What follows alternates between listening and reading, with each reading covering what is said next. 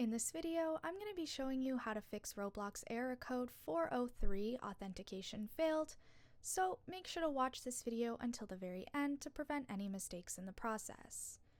You're going to begin by going onto your Windows and typing in View Network Connections. Once you click it, it should look like this.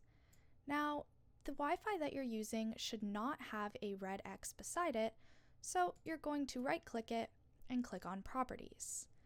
You're going to navigate to Internet Protocol version 4 and click on Properties again. Now, on this option, you're going to select it and type in 8888, and then for the alternate, you're going to click 8844.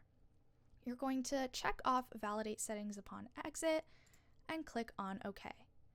You can close this and it should open a window like so that checks for the problems. And if there are no problems with the settings that were changed, it will detect that there are no problems in the actual settings.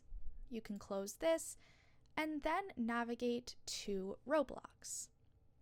Now I'm going to search for it in my apps, which is just down here, and you're going to right-click Roblox Player and go to the file location.